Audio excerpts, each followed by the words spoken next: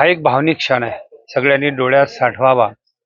ज्या कालखंडामध्ये सगळी परिस्थिती प्रतिकूल असताना या सगळ्या मंडळींनी वारकरी संप्रदायाचा उद्धाराचा विचार शेवटच्या व्यक्तीपर्यंत पोहोचवण्याकरता जे काही प्रयत्न केले, पराकाष्ठा केली, खऱ्या अर्थाने संतांचा जो अवतार आहे, जगाच्या उद्धारात तुमचा अवतार, जगदोद्धारालागी धरले अवतार किंवा जगाच्या कल्याणात संतांच्या विभूती, या खऱ्या अर्थाने संतोक्तीप्रमाणे या चार भावंडांचा अवतार आहे.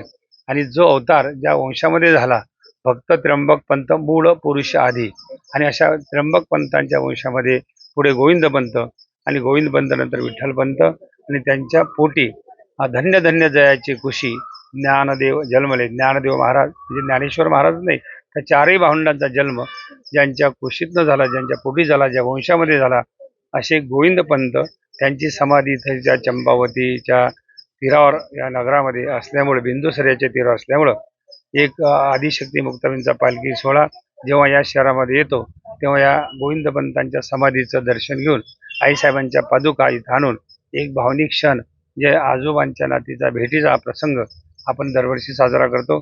आपण भाग्यवान आहोत की त्या सोहळ्याचे आपण साक्षीदार आहोत.